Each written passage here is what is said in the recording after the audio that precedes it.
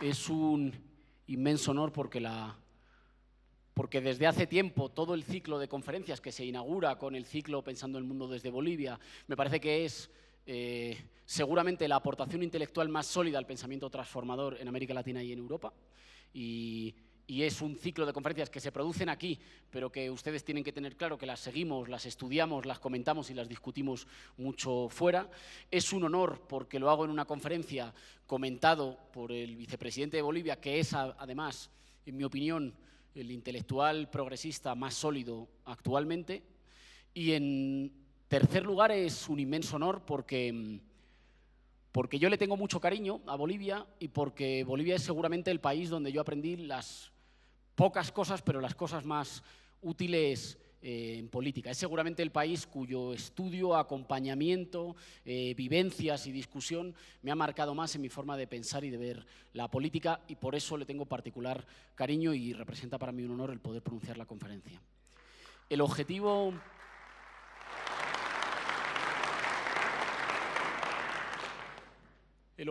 de la conferencia lo intentaré dividir en dos partes, en dos ideas. Por una parte, comentar acerca de el tan traído concepto de populismo, que en su uso mediático vale para caracterizar fenómenos muy diferentes entre sí y parece que se ha convertido casi en un concepto que abarca cualquier realidad política. Intentaré explicar cómo creo que hay compañeros y compañeras mucho más capacitados aquí para hacerlo, pero apuntar algunos elementos para una comprensión de qué cosa sea el populismo, de cómo entenderlo, para una diferenciación entre tipos de populismo. Y en segundo lugar, como segundo bloque, intentaré hacer algunas reflexiones sobre lo que implica esa mirada para las fuerzas políticas transformadoras que están en labores de oposición, y también, en último lugar, para las fuerzas políticas transformadoras, revolucionarias, democráticas, progresistas, populares, que están en funciones de gobierno. Como digo,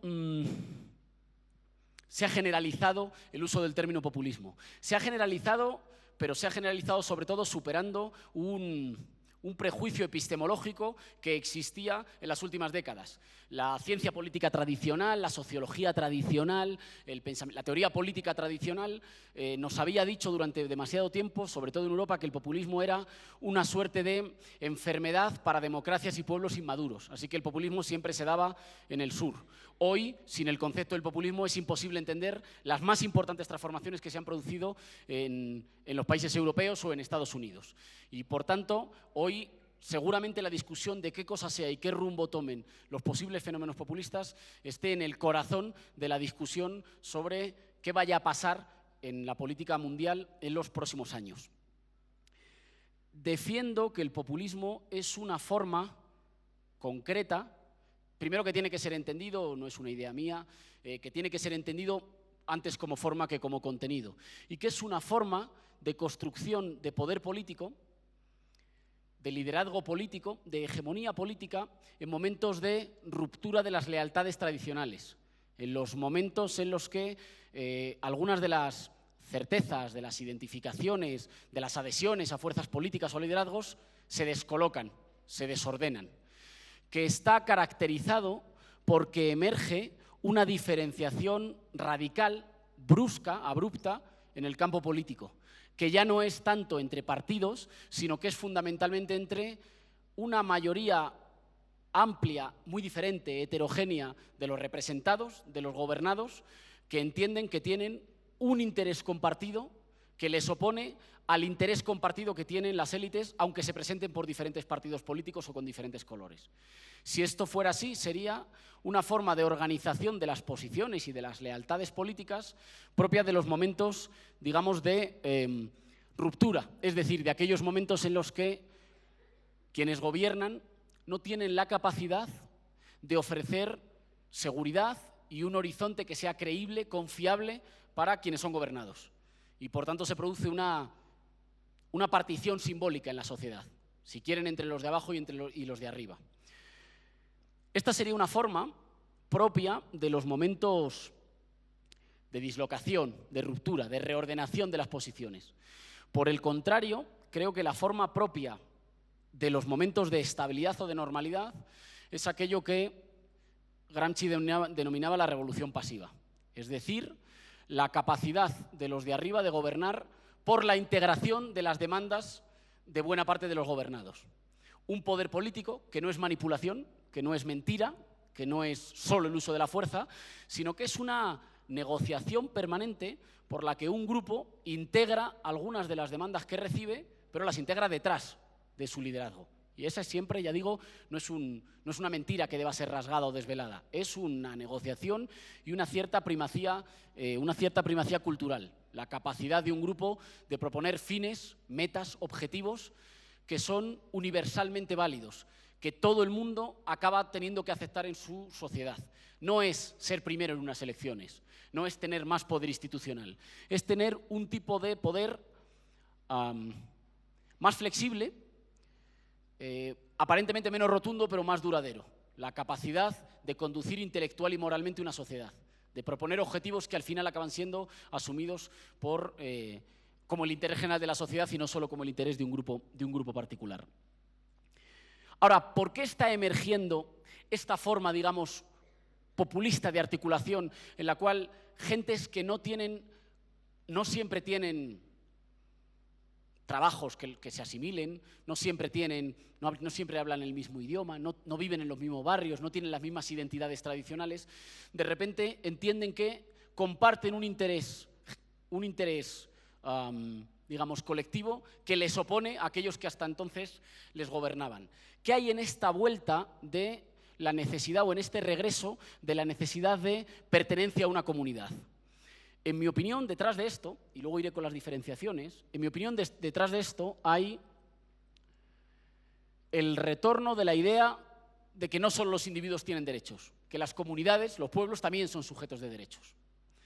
Y una pulsión propia de los momentos de crisis, de inestabilidad, según la cual en muchos sitios, en muchos países, desde luego en la inmensa mayoría de los países europeos, individuos de lealtades políticas que antes eran muy diferentes, de procedencias muy diferentes, empiezan a reivindicar la necesidad de pertenencia a una comunidad. Se rompe esa idea de que las sociedades más prósperas son las sociedades en las que los individuos solo tienen intereses como individuos y van a lo suyo. Regresa la idea, casi a veces como una ansiedad, de la necesidad de pertenencia a alguna comunidad, de que esa necesidad de pertenencia es también la necesidad de pertenencia a algo más grande y más viejo que uno mismo, que le cuida cuando vienen maldadas, que le cuida en las malas, es decir, una cierta comunidad de cuidados. Regresa la idea de la responsabilidad de los estados, de que los estados tienen responsabilidades para con su población, que no solo son la de obedecer el mandato de las urnas, sino que es también la de procurar derechos sociales para que la gente no tenga miedo a no llegar a final de mes, seguridad material para que la enfermedad, un golpe de mala suerte o la exclusión social no te expulsen de la ciudadanía. Regresa la idea de una cierta pulsión de pertenencia o voluntad de pertenencia comunitaria, de una cierta idea de trascendencia, una cierta necesidad no solo de protección material, sino también de formar parte de algo que nos supera y que es más grande que todos nosotros como individuos. Y ahí está el regreso también a la política europea, en América Latina ya ha instalado desde hace mucho, pero también a la política europea de la idea nacional y de la idea de patria, que puede recibir significados diferentes, luego me ocuparé de ello. Y, como digo, de que el Estado tiene responsabilidades para con su población y que el Estado tiene que asumir responsabilidades basadas en las preferencias de su población antes que en ninguna recomendación de origen técnico, de origen financiero o que venga de los organismos supranacionales. Ahora, ¿por qué sucede esto? A menudo el neoliberalismo y sus hijos más o menos confesos, más o menos explícitos, acusan a las experiencias y a los fenómenos populistas de haber producido desinstitucionalización, de ser fenómenos que se basan en la voluntad popular mayoritaria, pero que erosionan o dañan las instituciones. Empiezan la historia por la mitad, porque no nos cuentan a menudo que los fenómenos por los cuales mucha gente abandona sus lealtades políticas partidarias tradicionales y empieza a asumir o empieza a postular que además de sus pertenencias individuales forma parte de algo más grande, de un demos, de un pueblo, parten no de una voluntad de hacer tabula rasa o de acabar con los antiguos compromisos, sino de una sensación de que los antiguos compromisos, los antiguos contratos de convivencia han sido rotos en todas partes por los privilegiados. Entiéndase bien, no es tanto una ofensiva contra el acuerdo y el contrato social de convivencia, sino la sensación de que ni siquiera los privilegiados obedecían sus propias normas y que, por tanto, esas normas necesitaban ser reescritas para volver a fundar una comunidad con igualdad de oportunidades. Si eso es así, entonces el neoliberalismo en todas partes instauró una masiva desorganización de los países y de las vidas cotidianas, una masiva sensación de que la gente sencilla, la gente trabajadora, podía confiar poco más que en el capricho de los privilegiados para que le fuera bien, que no tenía ninguna pertenencia colectiva que le asegurara el derecho a tener derechos, sino solo lo que pudiera ganarse en el mercado, con la ley del más fuerte. Esto se presentaba con términos nuevos y a menudo con términos derivados o mal traducidos del inglés, pero en realidad no es un fenómeno particularmente nuevo. Digamos, la ley del más fuerte es el feudalismo, no es un fenómeno particularmente nuevo. Era la instauración de la ley de la ausencia de leyes, de la ley de que si tienes el poder o el dinero suficiente, ninguna norma te va a contener. Y la emancipación de los sectores privilegiados de sus comunidades nacionales. La idea de que los más ricos pueden ser completamente irresponsables con respecto al país en el que viven. No le deben nada. Nota al pie, luego quieren servicios públicos y carreteras, pero en principio sienten que no le deben nada. Esta idea de que se han fragmentado, de que se han pulverizado las certezas, los horizontes de seguridad material, pero también de quién soy yo, de a qué comunidad pertenezco, de quién va a cuidar de mí si la cosa va mal, en todas partes ha generado movimientos en los que han sido catalogados de populistas. Ahora bien, ¿cómo nos enfrentamos a un término que es aplicado al gobierno boliviano, al gobierno norteamericano de Donald Trump, a la señora Le Pen en Francia, a mi fuerza política, a Podemos, al gobierno griego de Syriza o a las fuerzas xenófobas en el centro y norte de Europa? ¿De qué nos sirve un término que agrupa experiencias políticas no solo tan diversas, sino opuestas, que están defendiendo cosas drásticamente opuestas, ¿no? O contrarias? En mi opinión, la diferenciación más importante que nos permite catalogar, tener un buen mapa de aquello que se llama fuerzas populistas y entender la diferencia entre unas y otras, tiene que ver con la genealogía del pueblo. ¿Cómo definen lo que es el pueblo?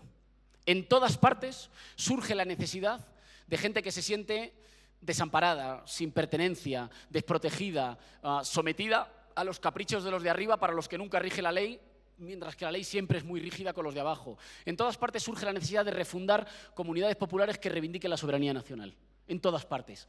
Ahora, esa necesidad o esa irrupción recibe después o precipita en construcciones políticas ideológicas de signo a veces opuesto. ¿Cuál es la diferenciación principal que podemos hacer y que nos permite, establecer un orden en nuestras cabezas? En mi opinión, es la genealogía del pueblo. En los fenómenos populistas de signo reaccionario, el pueblo es una comunidad definida en el pasado, en la historia, es una comunidad esencial, ya existe. Lo único que hay que hacer es desvelarla, pero ya está ahí, es esencial, está inmóvil en el pasado. Uno pertenece al pueblo no por voluntad de convivir hacia el futuro, sino por sangre, por piel, por apellidos, por antepasados que vivieron en el mismo suelo. Es un pueblo que mira hacia el pasado, es un pueblo que se define por esencia. Y es un pueblo que a menudo se construye contra los más débiles. Es esta definición del fascismo como el odio del penúltimo contra el último. El pueblo se construye y se fortalece contra el que está un poco peor. Y por tanto el pueblo se construye para protegerse de quien está con más dificultades todavía. El inmigrante que acaba de llegar, el trabajador que no tiene papeles, un trabajador que está todavía más explotado. Son comunidades nacionales que se pretenden construir contra las amenazas de los más débiles. Contra las amenazas, entre comillas, de los más débiles. Es por tanto una visión del pueblo esencialista que mira al pasado, que se construye frente a los más débiles y que, como el pueblo ya existe, esencialmente, no tiene necesidad de instituciones. El pluralismo vale hasta que el pueblo se proclama una vez. Una vez proclamado ya no hace falta. Las instituciones de contrapeso, que aseguran los derechos de las minorías, que aseguran los derechos civiles, tienen sentido hasta que el pueblo, como verdad revelada, que ya existía en esencia en la historia, se proclama. Una vez proclamada, las instituciones que aseguran el pluralismo político, la convivencia, no hacen falta. Ya está, ya hemos proclamado que somos el pueblo elegido. Este es el populismo de signo reaccionario, a menudo racista. Por el contrario, los fenómenos nacional-populares de signo progresista, democrático, transformadores, entiendo que se definen por una concepción del pueblo, por una genealogía del pueblo, que está siempre por construir. El pueblo no es una comunidad de lo que fuimos en el pasado, es un proyecto permanente de lo que queremos ser en el futuro. No es que reneguemos del pasado, hemos sido cosas en el pasado, pero no queremos ser una comunidad en el futuro por ninguna razón arqueológica, sino porque es una decisión cívica, renovada permanentemente. No sé de dónde venimos todos, no todos tenemos la misma piel, los mismos apellidos ni la misma procedencia, pero decidimos crear una comunidad de cuidados. Queremos fundar en nuestra patria una comunidad que no deje a nadie atrás. No por lo que fuimos antes, ni porque todos tengamos los mismos antepasados, sino por lo que decidimos ser en el futuro. Y el núcleo esencial no es ninguna pertenencia étnica, ninguna pertenencia anclada en la historia. Es una voluntad de vivir juntos en una comunidad de libres e iguales. Como en esta segunda acepción, en los fenómenos nacional-populares progresistas o democráticos, el pueblo es siempre algo por construir, nunca construido del todo, es una voluntad permanente de vivir juntos y de ser algo más grande que la suma de los individuos que somos, de reconstruir el contrato social, de pactar de nuevo para ser algo más grande juntos. Las instituciones siempre son necesarias, porque el pueblo siempre va a estar incompleto, nunca va a estar construido para siempre. Admitimos y nos dotamos de un sistema de reglas y de procedimientos para que el pueblo pueda ser redefinido permanentemente. Y asumimos que eso es bueno, que eso es garantía de libertad. Y por tanto, defendemos y mantenemos la necesidad de las instituciones y del pluralismo político. No hasta que el pueblo es proclamado, porque el pueblo entendemos que se proclama permanentemente, cotidianamente, como un plebiscito cotidiano, como decía Renan de la Nación. Y este tipo de comunidades nacionales, o de fenómenos nacional-populares, como tienen en su esencia la protección, sustituir la ley del más fuerte por la ley del más débil, se construyen no frente a los de abajo, no frente al que está más machacado, más explotado, más excluido. Se construyen a menudo para protegerse del despotismo de los que tienen mucho poder sin pasar por las elecciones. No es un pueblo construido contra el último escalón, es un pueblo construido contra el poder excesivo de la cúspide de la pirámide. De aquellos que pertenecen a la cúspide de la pirámide, no por representatividad electoral, porque ganan elecciones, sino por herencia, por apellidos, por el peso permanente de la historia.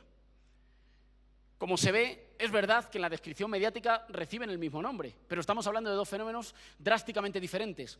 Un pueblo esencial, anclado en el pasado, que se construye contra los más débiles y que una vez que gana, que es proclamado, se deshace de las instituciones.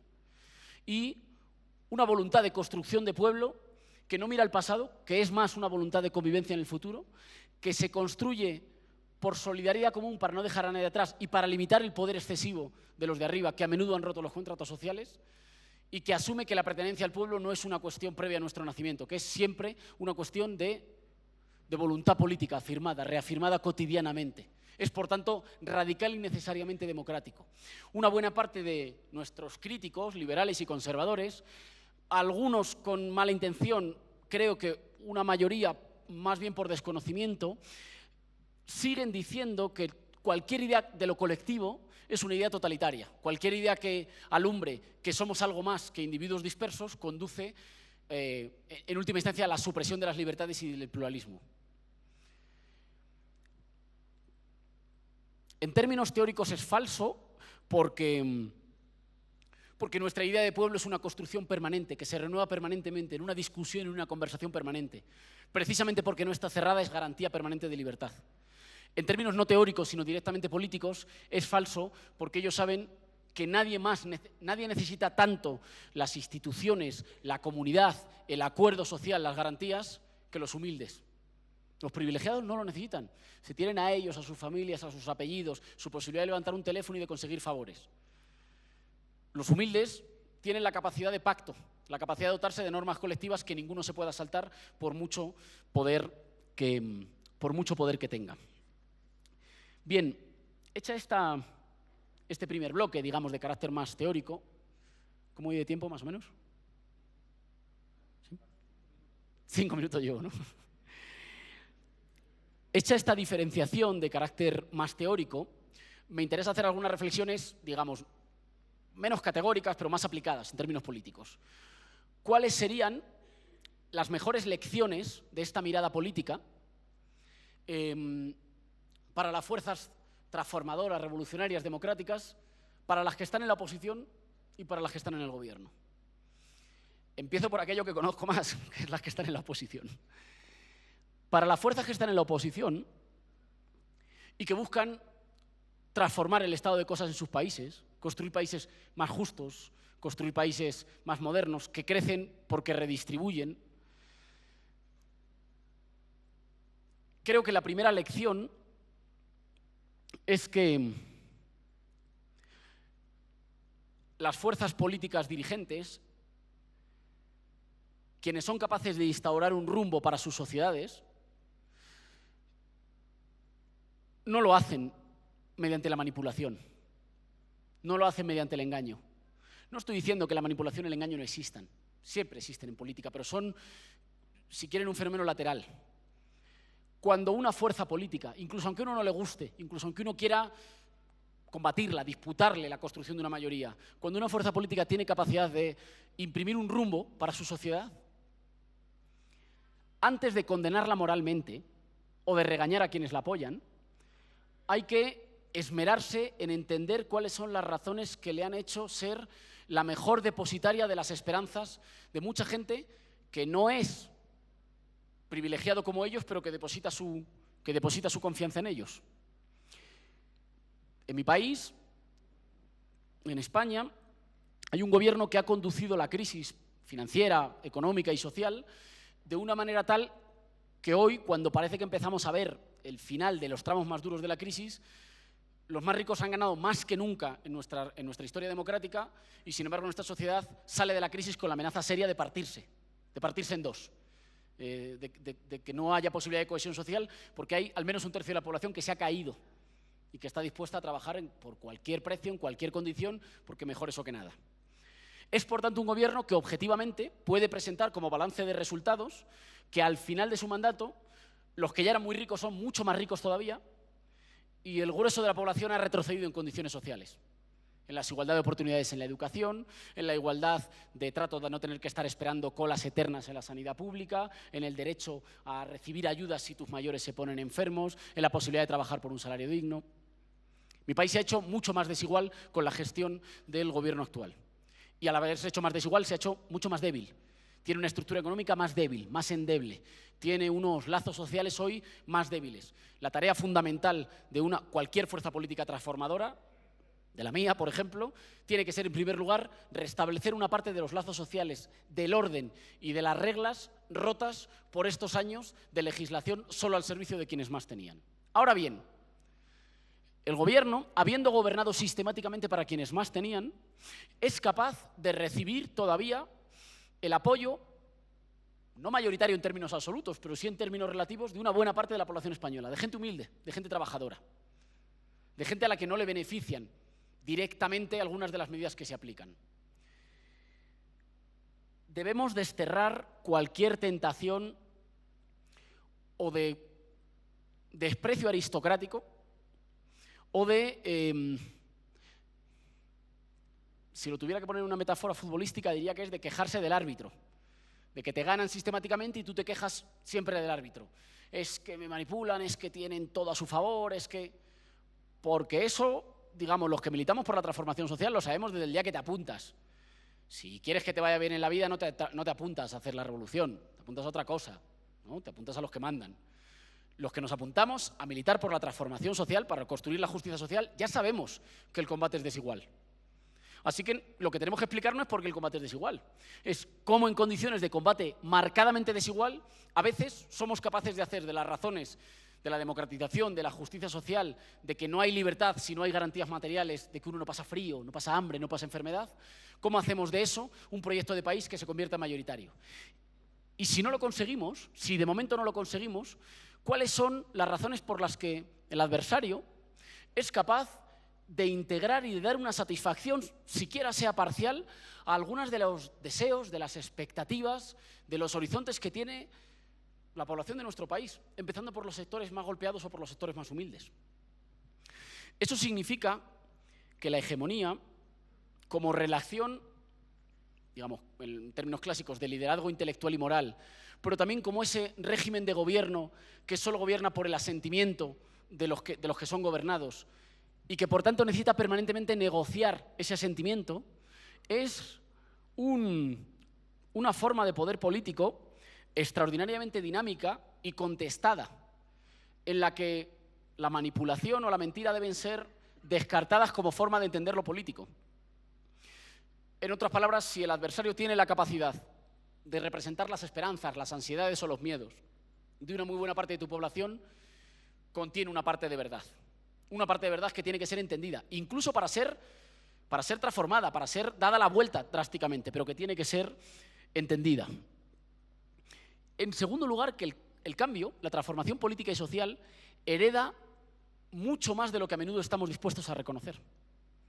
En términos de prejuicios culturales, de tradiciones, de creencias, y que por tanto el mito incluso de las revoluciones o de las transformaciones como tabula rasa, como un momento en el cual cogeremos el folio y empezaremos a escribir de cero con el folio en blanco, es mentira, pero no es mentira hoy, ha sido mentira siempre.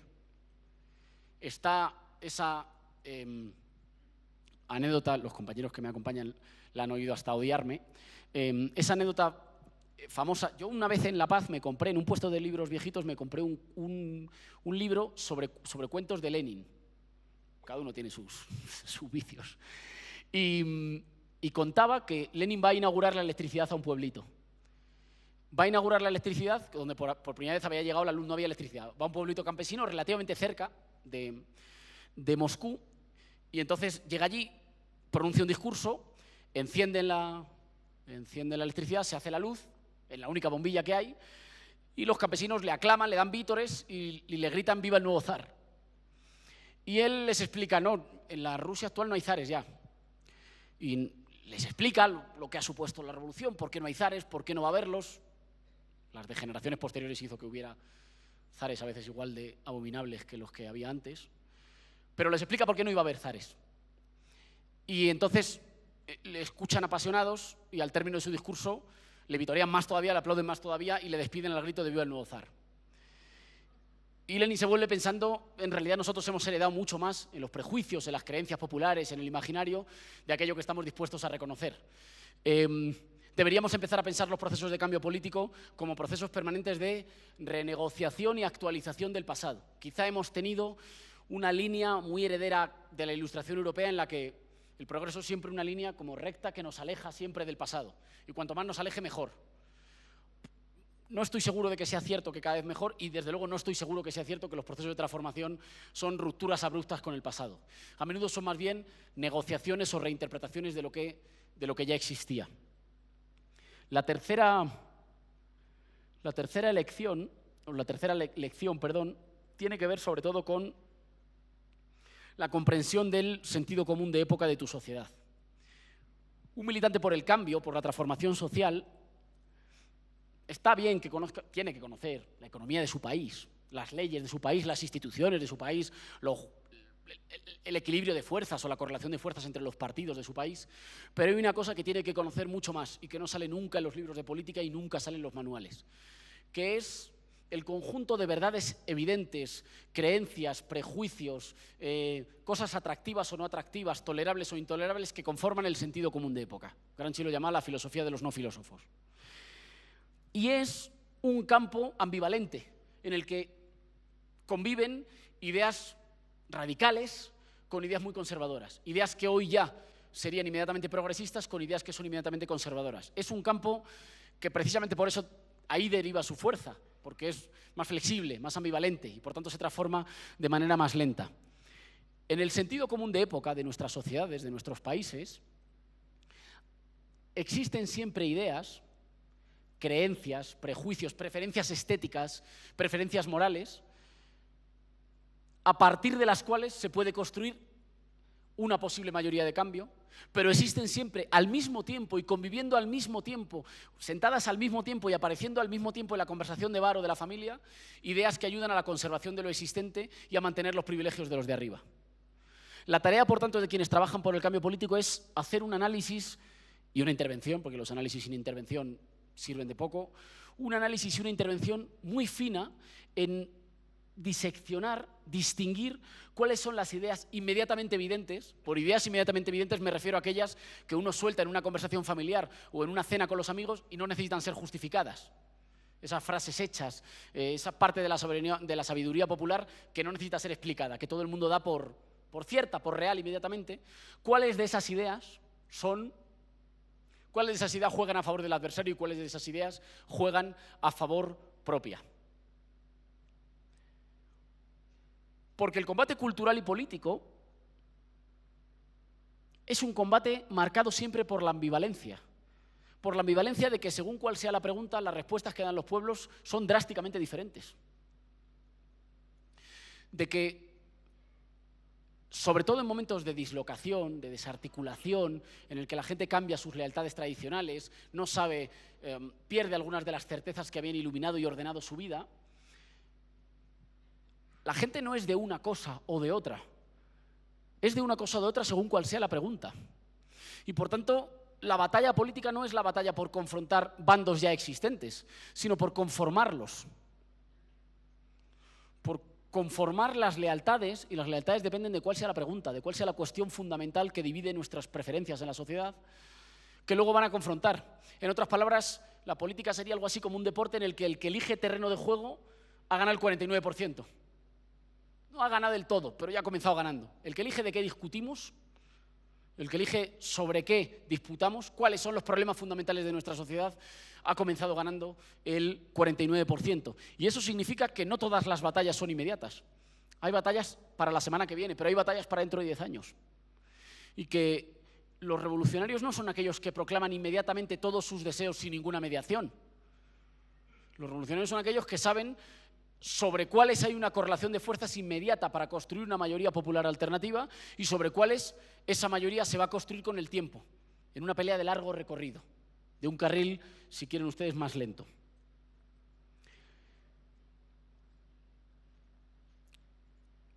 Ahora, ¿cuáles son algunas de las, aquí no me atrevo a decir lecciones, algunas de las intuiciones o de las sugerencias que, en mi opinión, esta mirada política arroja para la experiencia de las fuerzas progresistas cuando están en el gobierno? O lo plantearé de otra forma. Tenemos que discutir el problema de la perdurabilidad de las experiencias políticas populares, democráticas y progresistas en el poder. Discutir la perdurabilidad en condiciones de pluralismo y de democracia que son irrenunciables. Es decir, en condiciones en las que las elecciones llega un momento en el que se pierden. Y eso no puede ser solo una proclamación, digamos, moral o más enfadada o menos enfadada. Hay que incluirlo en la ecuación para discutir cómo se construyen experiencias populares exitosas cuyo éxito se va a validar el día después de que haya alternancia. Porque si no, corremos el riesgo de que las irrupciones nacional-populares progresistas sean siempre una especie de primavera hermosa a la que luego siempre sucede un otoño, de restauración conservadora, y después, cuando los países lleguen a un estado insoportable, a un estadio insoportable de injusticia, de privación de derechos, de exclusión social, de retroceso, de desindustrialización, de venta de la soberanía nacional, bueno, pues entonces, con un precio altísimo en vidas humanas, en energías colectivas, en pérdida de bienestar, vuelve a haber una emergencia popular que vuelve a poner gobiernos progresistas que vuelven a poner en el centro la justicia social como condición necesaria del desarrollo.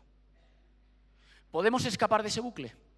¿Hay manera de pensar, para quienes estamos comprometidos con la construcción de sociedades más libres y más justas, hay manera de pensar que podemos escapar de ese bucle en el cual hay experiencias progresistas, últimamente más largas, pero experiencias progresistas de una década, década y media, que son sucedidas después por gobiernos que se dedican a triturar todo lo que han hecho, a desindustrializar el país, a vender los recursos naturales, a regalar la soberanía, a volver a instaurar la injusticia, para que luego tengan que, ya digo, a un precio inmenso de vidas humanas, de energías, de salud, de afectos, restaurarse otra vez las condiciones para otro gobierno que se dedique a reconstruir todo lo que las fuerzas neoliberales han destruido a su paso.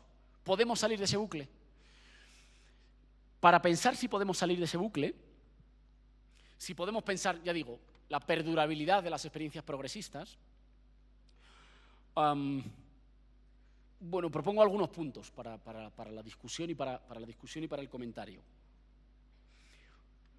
Se habla mucho de una ola de restauración conservadora en América Latina. En muchos de los países que tenían gobiernos nacional populares o progresistas han regresado al poder fuerzas políticas de signo marcadamente conservador y elitista. No quiero ser frívolo al respecto, pero sin que sean buenas noticias, no deja de ser un hecho histórico reseñable que las fuerzas conservadoras, en muchos casos, regresen al poder por victorias electorales.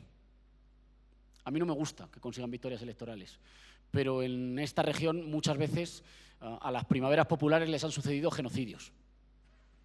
Y no deja de ser, digamos, una buena noticia que la alternancia se produzca en circunstancias, digamos, de competencia electoral o democráticas. ¿Hay una cierta ola de restauración conservadora en la región? Sí, sí parece. Ahora, ¿qué esperábamos? ¿Qué esperábamos? Que las victorias electorales se produjeran permanentemente, infinitas, todo el tiempo, siempre y en todos los países a la vez. No digo que no sea un escenario deseable, digo que me parece difícil que nadie cifre sus expectativas de transformación revolucionaria en eso. Porque empíricamente, por cierto, no me resisto a decirlo, pero una buena parte de las fuerzas conservadoras que se han pasado una década diciendo que las experiencias progresistas cercenaban las libertades y las democracias deberían explicarnos si han cercenado las libertades y la democracia, entonces cómo han vuelto ellos al poder. Y deberían por lo menos pedir disculpas con respecto a una buena parte de la intoxicación vertida durante 10 años porque se ha confirmado que hay alternancia y por tanto que hay pluralismo y por tanto que hay democracia. Y no les hemos oído hacer ni un ápice de autocrítica con respecto a todo lo que dijeron.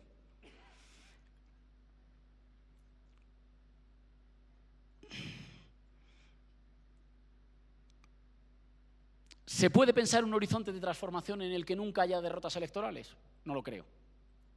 Ahora, ¿se puede pensar un horizonte de transformación en el que las derrotas electorales no cambien, no tuerzan o no reviertan el conjunto de los avances hechos por los gobiernos progresistas y los movimientos populares que los acompañan o que los empujan? Sí, creo que sí. Y creo que es ahí donde tenemos que fijar una buena parte de nuestra atención. Y ahí propondré 3 cuestiones o 3 conceptos. En primer lugar, pensar la relación entre las experiencias populares y la institucionalidad. En segundo lugar, pensar la relación entre las experiencias populares y los sectores medios y en particular la juventud. Y en tercer lugar, discutir lo que vengo intentando llamar la irreversibilidad relativa o la transición a escenarios, digamos, de avance democrático y socialista. Con respecto a lo primero,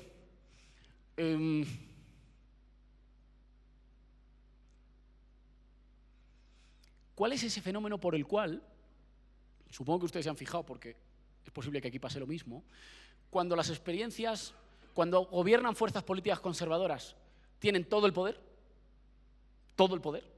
y cuando gobiernan fuerzas políticas progresistas, tienen una parte pequeñita del poder, el poder político, sitiado y cercado por una serie de poderes que no se someten a las elecciones y que trabajan para impedir las transformaciones?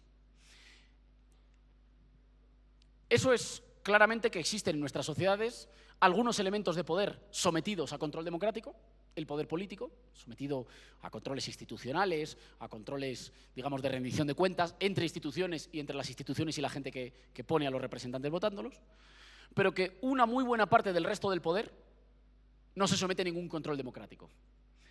Eso dibuja un tipo de tensión entre democracia y oligarquía, según la cual cuando las fuerzas conservadoras gobiernan tienen todo el poder y cuando las fuerzas progresistas gobiernan tienen un poquito de poder cercado, casi A veces piden perdón por estar. Oiga, perdone, he ganado unas elecciones y no le importa, voy a intentar gobernar.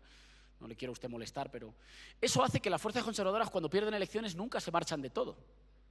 Siempre están presentes con capacidad de veto, con capacidad de influencia, con capacidad de que sus intereses de minorías privilegiadas sean atendidos. Nunca se van del todo. Siempre tienen capacidad en el juego político. Mientras que las fuerzas populares o progresistas, cuando pierden elecciones, casi lo único que tienen es la acción colectiva y la acumulación de cuerpos. Insisto, a un precio altísimo, para hacer valer o respetar una parte de sus intereses. Incluso si en los momentos de mayorías políticas más sólidas de las fuerzas progresistas, de mayorías más robustas, revalidadas en las urnas, no parece una urgencia, las fuerzas políticas progresistas tienen un interés de medio y largo plazo en desarrollar una institucionalidad fuerte. El neoliberalismo fue fundamentalmente una fuerza de desinstitucionalización de nuestras sociedades, de ruptura del pacto y de los acuerdos. Uno tiene que, creo que la experiencia de gobiernos transformadores es una experiencia que se hace cargo de las necesidades inmediatas, pero también del legado que va a quedar, incluso sabiendo que el adversario en algún momento siempre volverá. Y que los contrapesos, si no existen, se echarán de menos en algún momento. Que hay que desarrollar contrapesos sólidos, porque nadie los necesitará tanto como aquellos que cuando perdemos el poder político no tenemos poder social en el que refugiarnos. No tenemos el poder de los grandes bancos, de los grandes fondos de inversión financieras, de los grandes... de aquellas familias que, incluso aunque pierden sistemáticamente las elecciones, siempre mantienen la fuerza como para levantarse otra vez y disputarte otra vez, porque su fuerza no viene de la confianza popular, viene de otra cosa, viene de la cuenta bancaria, viene de la herencia, viene de las buenas relaciones con organismos internacionales, viene de las buenas relaciones con poderes que nadie ha elegido. El segundo problema es el problema de las clases medias y derivado un poco de la cuestión de la juventud. Esto lo hemos comentado en otras ocasiones. La experiencia de gobiernos progresistas en la última década en América Latina se enfrenta a una paradoja. Ha sacado a millones de personas de la pobreza, ha cambiado la vida para mejor de millones de personas y una buena parte de esos millones de personas, una vez que su vida se les transforma, en muchos sitios se ven tentadas de abandonar la lealtad a las fuerzas políticas o a los gobiernos que les transformaron la vida.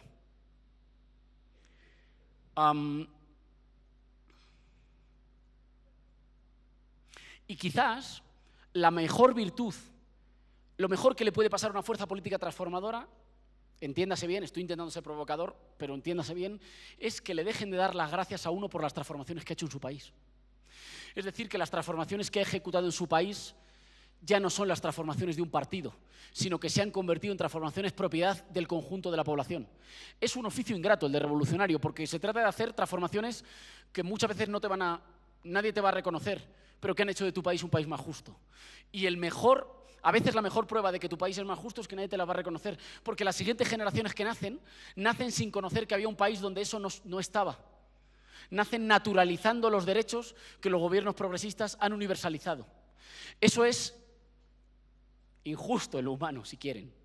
Eso puede ser desalentador en lo electoral, pero eso es el síntoma mejor de que uno ha transformado su país, de que lo ha hecho un país más justo, en el que lo que ayer eran ideas de una fuerza política, hoy son derechos para todos y para todas, también para el adversario.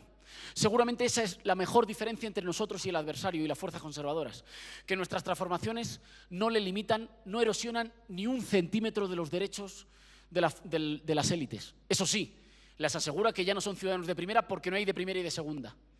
Pero nuestras transformaciones no restan derechos, amplían para todos, democratizan la vida de los países, incluyendo la universalización de derechos para gente que no te va a votar nunca y de la que tú, sin embargo, como fuerza nacional y popular te haces cargo. Usted nunca va a querer votar por mí y, sin embargo, yo me voy a dejar la piel, los huesos y la salud para que usted tenga una vida más justa. No porque quiero que me lo recompense las urnas, sino porque la recompensa será cuando lo dejar un país más justo, más próspero, más unido, que mire con más confianza y con menos miedo al futuro. Ahora, en general, creo que la discusión política sobre qué hacer con respecto a la cuestión de las nuevas clases medias se ha quedado a veces demasiado anclada en la denuncia de su supuesta ingratitud.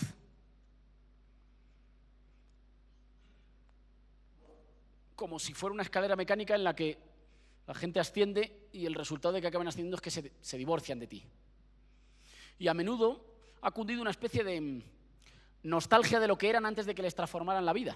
Es decir, los gobiernos progresistas se enfrentan a una paradoja, que es que transformarle la vida a la gente puede erosionar tu propia base electoral. Mejorarle la vida a la gente puede erosionar tu base electoral. Hay que combatir eso. Y en mi opinión hay que combatirlo ampliando el bloque popular que está en la conducción de los procesos progresistas. Y ampliarlo es ampliando, incluyendo las reivindicaciones y las expectativas de esos sectores, no según eran hace 5 años, sino según son hoy, según sus expectativas y sus deseos de hoy. No hablándoles según aquello que eran, aquella que eran sus necesidades o sus deseos o sus miedos antes de que las políticas de justicia social, de inclusión le cambiaran la vida, sino después. Y el primero de ellos tiene que ser, en mi opinión, un acuerdo que les dé buenos motivos para participar del orden constitucional. Hace falta renovar un acuerdo con los nuevos sectores medios, que si lo tuviera que formular en términos de políticas públicas, diría muy rápido que es: usted tiene que pagar impuestos y tiene que beneficiarse de las políticas públicas universales que no solo son para los sectores más golpeados, que tienen que ser también para usted. Usted tiene que beneficiarse de escuelas cada vez mejores, porque, claro, si usted utiliza solo la escuela privada, la sanidad privada, la jubilación privada, nunca utiliza el transporte público, se mueve por la ciudad en un tanque acorazado a toda velocidad sin usar nunca el transporte público, no usa nunca las dotaciones públicas, esos sectores medios pueden verse tentados de decir: ¿y yo para qué necesito lo público? ¿Y yo para qué necesito el Estado? Incluso si el Estado es el que les ha ayudado a ascender y a dejar las condiciones más precarias o más humildes, pueden sentirse tentados de decir: ¿yo para qué necesito esto? Si el Estado solo es un asistente de pobres. Hay que renovar el acuerdo con los sectores medios. Y renovarlo es, en primer lugar, el intercambio de fiscalidad por servicios. Y los servicios públicos no pueden ser servicios solo que se ocupen de los más vulnerables. Tienen que ser servicios prestigiados, modernos, deseados, estética, moral y culturalmente. Y esos sectores tienen que encontrar buenas razones para la obediencia constitucional. Tienen que saber que si juegan dentro del juego constitucional, sus intereses, si son lo suficientemente, si los grupos que los quieran articular en un sentido incluso opositor son lo suficientemente hábiles, tienen un hueco, incluso pueden conducir el país, pero que no van a tener hueco si juegan a la desestabilización. Hay que dar razones para la integración constitucional. No hay que regocijarse solo en que una buena parte de las élites conservadoras son solo reaccionarias, son solo o tienen solo, digamos, una pulsión golpista a veces. Hay que trabajar para desactivarla, hay que trabajar para incorporarles al acuerdo constitucional, para incorporarles respetando las reglas del juego. Mire usted, este país ha cambiado, el contrato social es nuevo, lo ha hecho más democrático, más plural, más justo. Con las nuevas reglas del juego usted tiene que tener incentivos para que le pueda ir bien. A lo mejor no bien para conducir el país, pero sí parcialmente, para que una parte de sus intereses se vean representados. Hay que dar también incentivos para que jueguen por dentro y no para que jueguen sistemáticamente por fuera. Y con respecto a la juventud, quizá el problema es un poco más complicado, porque la prueba de fuego de una revolución no es el momento de la euforia, es el momento de la producción de orden. Es esa paradoja en la que una revolución triunfa cuando se convierte en normalidad. Ahora, la normalidad es menos sexy, es menos épica. Así que hay, por una parte, un problema de renovación generacional, la necesidad de fundar, formar y desarrollar nuevos cuadros que van a tener que ser necesariamente irreverentes, y lo digo con todo el respeto, yo milito y soy parte de la dirección nacional de un partido político, pero la irreverencia no se cultiva bien en los partidos políticos. Hay que militar en el apoyo de los procesos de cambio y de los gobiernos populares, pero hay que tener una distancia intelectual y emocional sana con los partidos políticos. No hemos inventado máquinas mejores que los partidos, pero no suelen ser los mejores lugares para el cultivo de ideas de irreverencia, de audacia, de innovación, de creatividad. Así que hay que casarse a medias, si quieren, con ellos. Lo digo, estoy en la dirección nacional de uno. Pero hay que casarse a medias con ellos. La irreverencia se cultiva fuera. Hay que ser leales al proyecto, hay que ser leales a la voluntad de seguir transformando, de seguir avanzando, pero no tanto al digamos, y eso es una cosa de Mao, en realidad, cada generación tiene que tener una cierta capacidad de cuestionar, superar, poner en dificultades o ir más allá que sus dirigentes. No porque sus dirigentes no lo han hecho bien, sino porque nadie lo va a hacer bien si solo es un repetidor de lo que hacen los dirigentes de la generación anterior. Los dirigentes de la generación anterior fueron capaces de fundar un poder político exitoso en unas condiciones que ya no son las actuales, que irán cambiando. Y por tanto hay que tener un cierto grado de, ya digo, entiéndase bien, de sana irreverencia, de lealtad al proyecto y sin embargo de voluntad de trascenderlo, de ir un poco más allá. Hay que enamorarse o casarse más de los proyectos que de sus instrumentos concretos. Y hay que dar una disputa sin cuartel por todos los elementos que prestigian a las nuevas ideas como atractivas, como hermosas, como frescas, como jóvenes. Y esa disputa no se da prioritariamente en las instituciones. Esa disputa se da en las series de televisión, se da en la música, se da en la estética, se da en las formas de ocio. Hay una parte de la militancia que no tiene que ver con los congresos de los partidos ni con las campañas electorales, que tiene que ver con fundar agrupaciones de jóvenes que hagan otro tipo de música y se diviertan haciendo una música y un consumo o un ocio no consumista, con fundar grupos de estudio y de reflexión, o de salida al monte o a la montaña. Bueno, aquí salir a la montaña, claro, es más complicado. Yo lo digo yo que vivo muy bajito. Con grupos que salgan a la naturaleza, con ateneos culturales, con grupos deportivos, con hinchadas de equipos deportivos. Hay que dar toda una disputa ambiciosa que no se da en los partidos ni solo en las instituciones para fundar una ética y una estética según la cual vuelva a ser sexy la militancia, atractiva, divertida. Y cierro con el último. La cuestión de la irreversibilidad relativa. ¿Qué objetivos se tienen que fijar las fuerzas políticas en el gobierno de forma tal que incluso si viene el adversario tenga que respetar mucho más de lo que le gustaría? No solo respetar en la campaña electoral. Eso es una cosa que he discutido mucho con Manu, que las responsabilidades políticas le han hecho ser más pragmático todavía que a mí como dirigente opositor.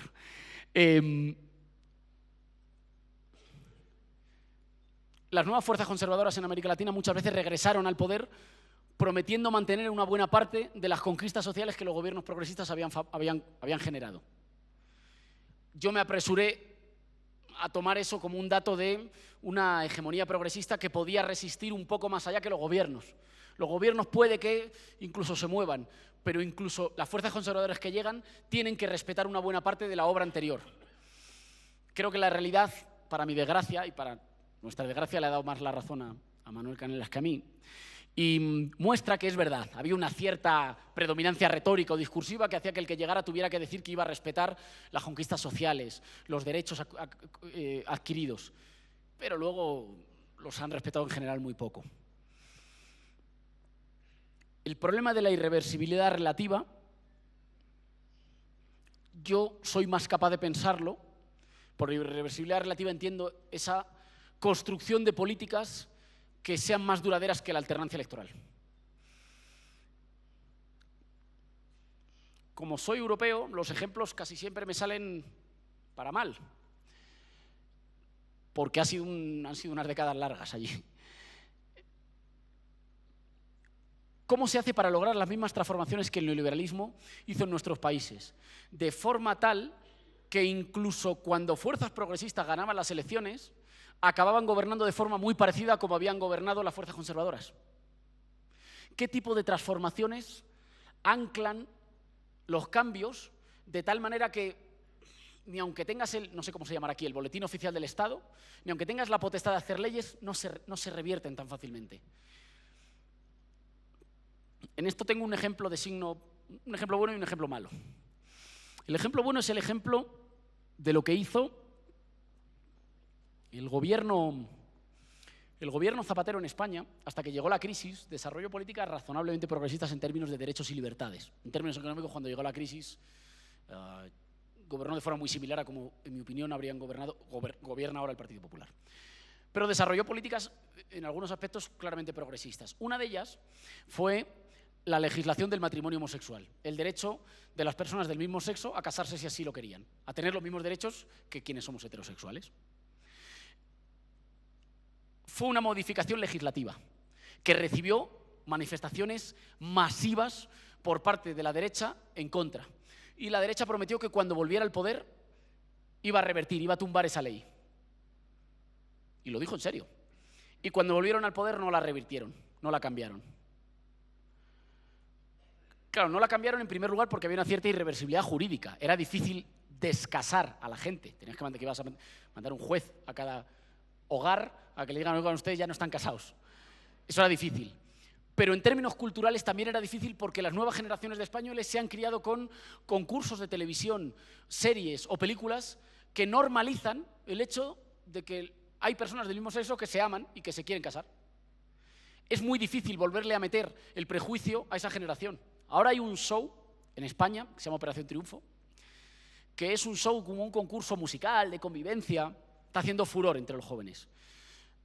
Es un show en el que se ha normalizado y se ha naturalizado que hay gente del mismo sexo que se ama, que se quiere, o que no se ama, pero que se desea en un momento dado. Bueno, esa es una transformación seguramente mucho más profunda que alguna de las transformaciones que si yo lo dijera en un programa de televisión, en una tertulia política en la televisión. Ha naturalizado en el ocio, ha naturalizado en la cultura popular la igualdad de derechos.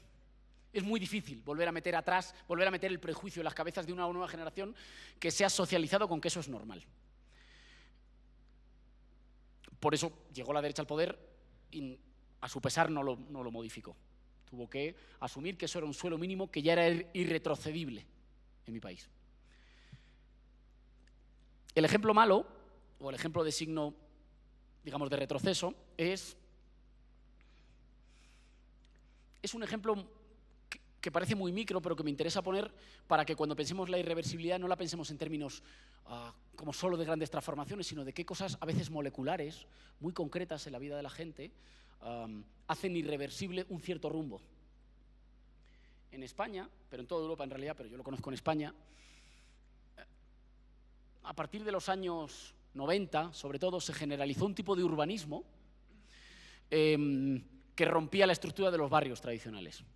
Se empezaban a generalizar urbanizaciones o espacios de chalés, de viviendas como unifamiliares, que ya no tenían plazas, que ya no tenían lugares de encuentro público, que no tenían apenas transporte público y que hacían necesario e imprescindible el transporte privado. Y que hacían que los vecinos solo se conectaran o yendo al centro de la ciudad o en centros comerciales.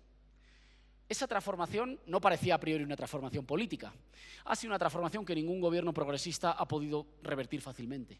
Naturalizó un tipo de subjetividad, casi una antropología neoliberal.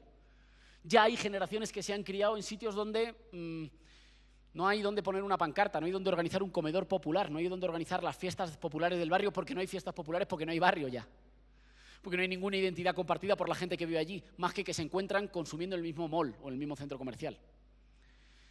Esa es una transformación que pasó desapercibida. Cuando alguien hizo los planes de ordenación urbanística, pues no parecía que estuviera hablando de política, parece que la política habla de otras cosas, ¿no? Como de los grandes conceptos ideológicos. Quien diseñó eso operó una transformación que ha hecho muy difícil para una parte de la población volver a introducir nociones de comunidad, cooperación, protección, compartir, tener algo en común, igualdad de derechos. Esa es una transformación que les ha sobrevivido. Esa es una transformación que incluso nosotros gobernamos en, las fuerzas del cambio gobernamos en algunas de las ciudades más grandes de nuestro país, de España. En Madrid, en Barcelona, en Valencia, en Zaragoza. Es verdad, las fuerzas conservadoras han perdido el poder político, pero han dejado una herencia que no se revierte en 4 años, que se tarda en revertir. Nosotros tenemos que imaginar la forma de hacer algo similar, porque por eso ellos tienen tan fácil volver tan rápido. Porque no se marchan del todo, porque se quedan anclados en transformaciones cotidianas, geográficas, culturales, jurídicas también, ciertamente, económicas también, ciertamente, pero se quedan anclados en transformaciones que duran mucho más que una legislatura. Nosotros, cuando nos planteamos el problema de la transición, nos tenemos que plantear 2 cosas, y cierro con esto. Por una parte, ¿cuáles de nuestras transformaciones institucionales, económicas, culturales, van a facilitar que se desarrollen más y mejores formas de cooperación, de lazo social afectivo, de creatividad social. ¿Cuáles de nuestras transformaciones van a permitir que cuando mañana vuelva a haber una oleada progresista, cuando venga otra ola y nos pase a todos por encima y lleve las cosas más adelante, se encuentre entramados más sencillos? Y aquí, sé que cuando lo digo, parece un razonamiento muy abstracto. Perdón si los ejemplos que pongo son muy locales, pero desde que me dedico a la política en España, pienso sobre política española casi exclusivamente. Los ayuntamientos que gobernamos nosotros, que llamamos ayuntamientos del cambio, han rehabilitado que en las fiestas de los barrios o de los municipios, las casetas, no sé si aquí hay un modelo similar, que venden alcohol, bocadillos, comida, lo que sea, no sean de concesiones privadas. Vuelvan a ser para asociaciones de vecinos, sindicatos, clubs de jóvenes, clubs de fútbol, grupos culturales. No todos, diría que la mayoría, no siempre son afectos a nosotros. Pero se ha rehabilitado una forma que ha vuelto a regar el campo de la cooperación social, de la organización social. Hoy en Madrid es más fácil organizarse socialmente, incluso si no es para cambiar el mundo, incluso si solo es para que en tu barrio haya un festival de música, incluso solo es para que haya más parques y autopistas un poco más controladas, incluso para que haya solo transporte público, para que haya un festival de cine, para que haya un taller de rap para los jóvenes.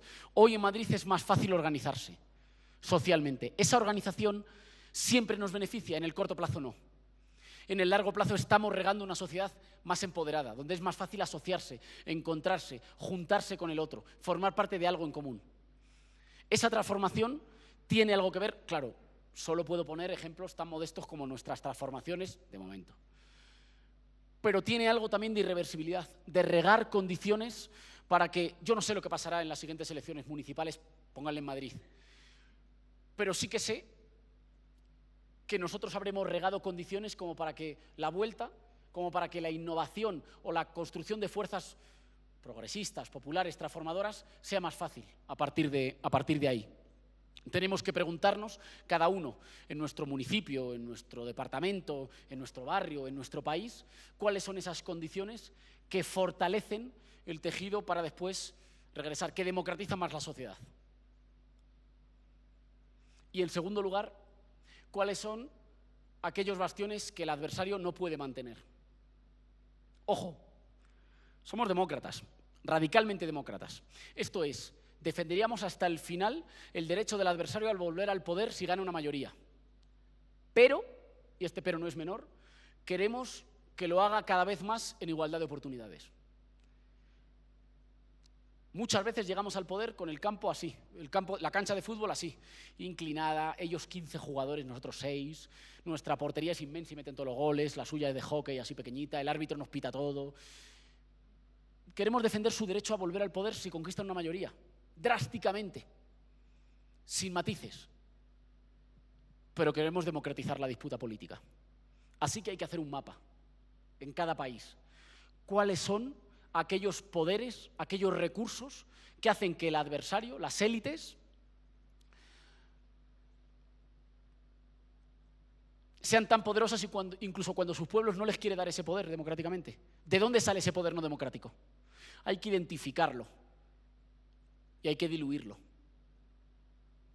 Hay que hacer un mapa en una voluntad de transición, en un sentido democrático y socialista, de cuáles son esos núcleos de poder oligárquico que no obedecen a la voluntad de la gente, que no obedecen a la voluntad de las leyes, que obedecen a privilegios de origen, de cuna, de favores, de saqueo en el pasado, y hay que disolverlos. ¿Para qué? Para que, claro que pueden regresar cuando conquisten una mayoría, pero en igualdad de condiciones. Si somos capaces de hacer eso, habremos democratizado la disputa política. La disputa política no se va a acabar nunca, y menos mal que no se acaba nunca, porque eso significa que somos sociedades libres. No se va a acabar nunca, pero nuestro paso tiene que asegurar que no se acabará nunca, pero que se dará en condiciones lo más equilibradas posibles. Esto es, en el fondo, mantener que la hegemonía es una conquista cotidiana, que se tiene que renovar todos los días, y que nosotros tenemos que tener el compromiso de hacer que los muchos, los que no tienen apellidos, los que no tienen herencias, los que no tienen privilegios, tienen que encontrarse cada vez más un escenario social, económico e institucional favorable a la realización de sus intereses y construir una mayoría. Y los menos, los privilegiados, los que se han lucrado siempre, a los que les ha ido bien siempre, no tanto por el esfuerzo, sino porque nacieron en el hogar correcto, que no van a tener menos derechos que nadie, pero que van a jugar en igualdad de oportunidades. En un país que es más fuerte porque ya no tiene ciudadanos de primera y de segunda. Y por tanto aprovecha la inteligencia, la creatividad y la capacidad no solo de unos pocos, sino de todos, porque le da igualdad de oportunidades a todos, en la educación, en la sanidad, en el desarrollo de una vida plena. Eso, la garantía de la expansión lo más lejos posible del poder de los sin título, de los nadie, es lo que nosotros entendemos por democracia, es lo que entendemos por libertad y es lo que entendemos por progreso. Muchas gracias.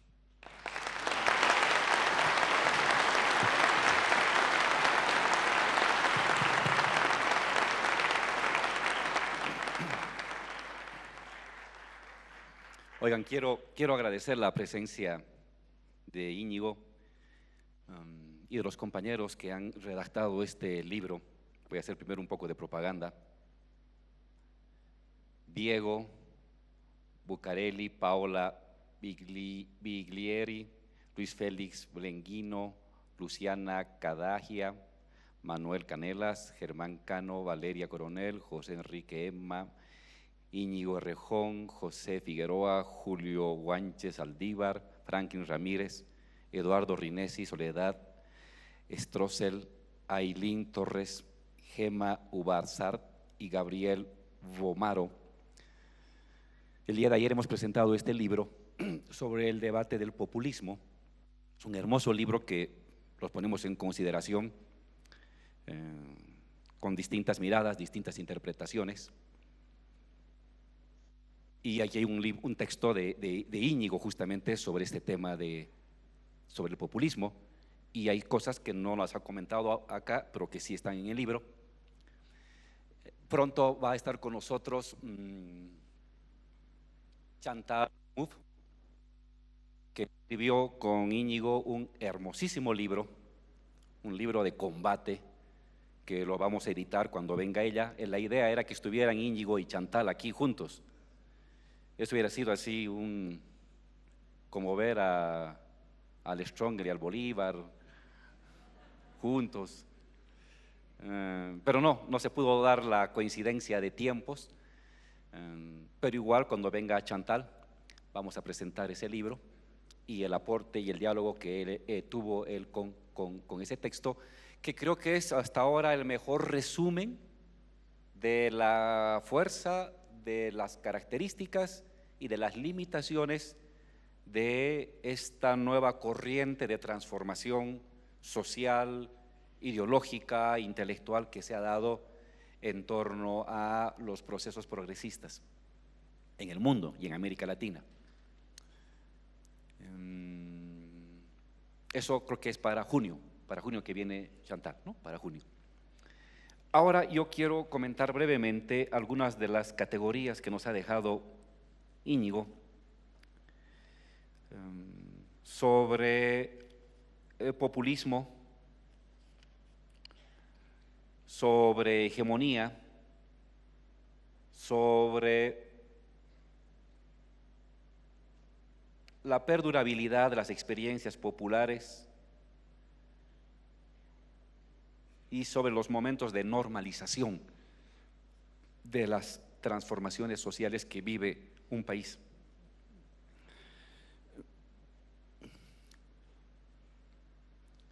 En el debate común, en el uso común, la palabra populismo sigue teniendo hoy un carácter de adjetivo, descalificativo, populista.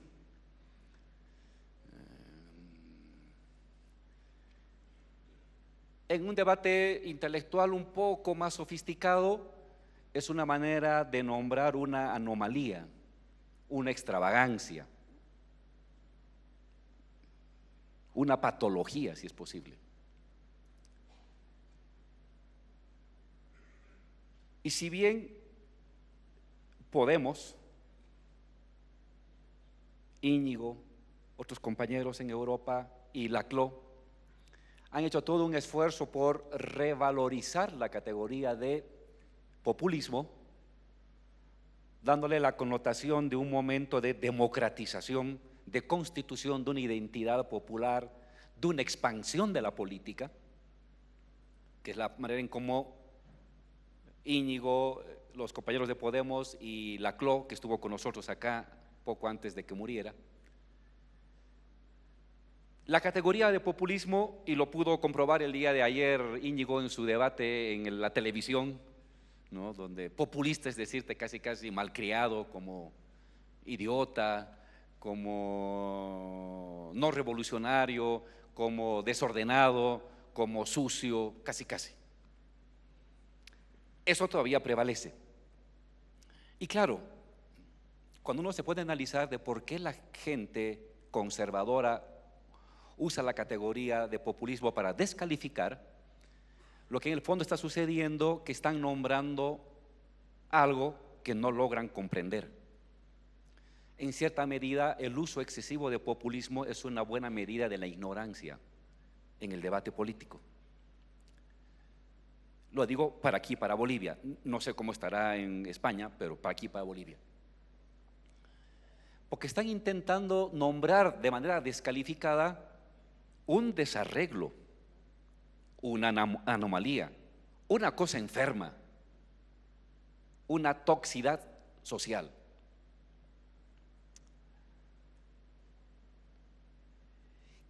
¿Qué atributos se le da al populismo hoy para descalificarlo? Primero, que es un hecho que desinstitucionaliza el Estado, las normas, los procedimientos. Y esto viene desde una mirada muy liberal. Hay un hermoso texto acá que utiliza el concepto de populismo republicano, no me acuerdo quién es el autor, para reivindicar más bien cómo los llamados gobiernos populistas han hecho mucho para crear un conjunto de normas y de procedimientos que lo que han hecho es ampliar derechos. Frente a esta crítica que se dice que los populistas son irrupciones desordenadas, caóticas, que desordenan el mundo, que desordenan las instituciones.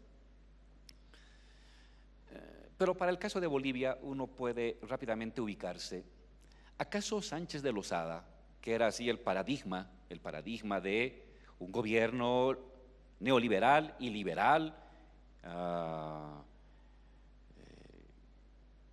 ¿acaso alguna vez Sánchez Lozada respetó, por ejemplo, la institucionalidad? ¿Cómo hacía aprobar una ley en el Parlamento? ¿Acaso no salían de Palacio los maletines negros para pagar a los parlamentarios para que aprueben una ley? ¿Cuán institucional era esa manera de aprobar? ¿Acaso no era la esposa del fallecido Banzer que en Palacio recibía a los emisarios de aduana de todos los departamentos para cobrar cada mes el porcentaje de las recaudaciones? Te lo cuentan las personas que trabajan en Palacio, las personas que te sirven el café, que viven ahí 10, 20, 30 años. ¿Acaso no había en este Banco Central, en este edificio, una oficina del Fondo Monetario Internacional? Aquí pagado con recursos bolivianos, que definía la macroeconomía de Bolivia. Entonces, cuando los liberales y los neoliberales intentan confrontar al populismo, a eso que no logran entender, a esta irrupción de la plebe, como algo que desorganiza el Estado, en verdad están haciendo un ejercicio de una hipocresía descomunal. Porque ningún gobierno supuestamente institucionalista, basado en check and balance, de los contrapesos y esas cositas que le gustaba manejar a los cienciistas políticos que leían a Sartori y a Bobbio, ¿acaso alguna vez hubo eso en realidad? ¿Acaso no era una pantomima detrás de las cuales habían las maneras reales y verdaderas, desinstitucionalizadas de tomar decisiones. Eso era.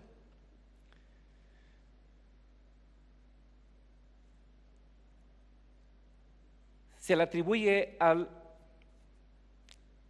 al populismo otra cosa, que es una manera de dividir la sociedad, de crear un nosotros frente a un ellos. Dicen, el populismo traza fronteras y establece antagonismos. Un nosotros, el pueblo, los trabajadores, los humildes, los indígenas, y un otros, la oligarquía, los caras o los burgueses o los terratenientes. Pero no hay sociedad y no hay Estado y no hay gobierno y no hay discurso político que no establezca esa diferencia. ¿Cómo lo hizo el neoliberalismo? ¿Acaso no distinguía entre los que eran los emprendedores? Ya no había obreros, sino habían los emprendedores, respecto a los dinosaurios que no eran emprendedores, que eran paternalistas, que eran estatalistas. No hay discurso político y no hay Estado y no hay gobierno en el mundo que no tenga que distinguir y diferenciar un nosotros sano, pulcro, moderno, civilizado, y un otros descalificable, sucio, antimoderno, que no está en onda, que no está en la línea que establece el porvenir. Lo hizo. O sea, la constitución de fronteras no es una identidad propia del populismo. Todo gobierno y todo discurso político establece fronteras. Lo que pasa es que los llamados populistas lo hacen sin eufemismos, sino que lo hacen abiertamente.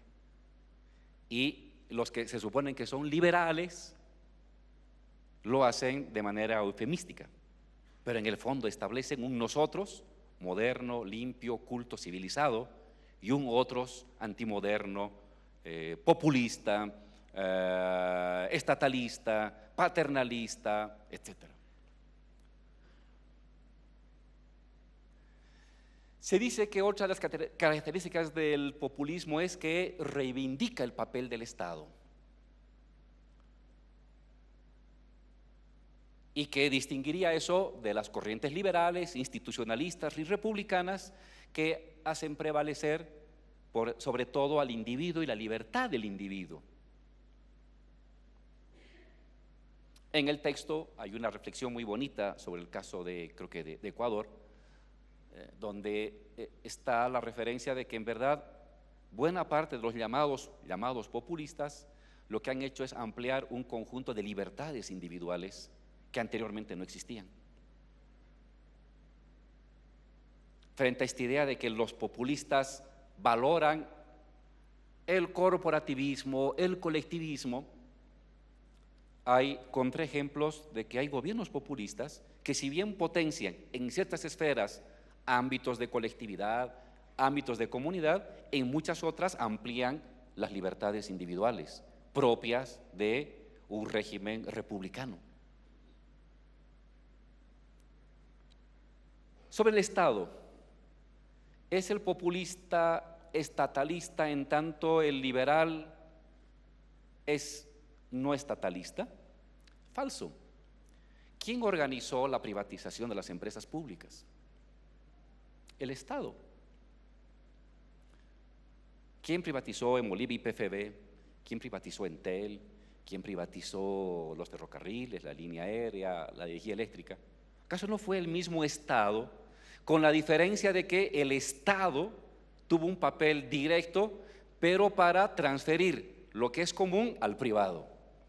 Pero ¿quién organizó, quién defendió, quién legitimó y quién racionalizó y naturalizó este hecho de entregar lo público a lo privado? El Estado. Fue el mismo Estado el encargado de debilitar sus estructuras económicas más colectivas. Y lo hizo a través de corporaciones. Los liberales reclaman el individualismo con derechos, con libertades, frente al corporativismo. Pero ¿acaso cuando se reunía la Confederación de Empresarios Privados, cuando se reunía el Banco Mundial, el Fondo Monetario Internacional y la Embajada Norteamericana para decidir qué se privatizaba, cuánto se aumentaba los salarios, qué carreteras se construían, acaso eso no era un tipo de corporativismo? Claro, solamente que era un corporativismo de élite. Frente a ese corporativismo de élite se escandalizan y se desgarran las camisas cuando ven un corporativismo plebeyo y dicen: horror, corporativismo. ¿Qué Estado no es corporativista? Todo Estado, por definición, tiene síntomas de corporativismo, y por eso en el debate político se habla del corporativismo democrático.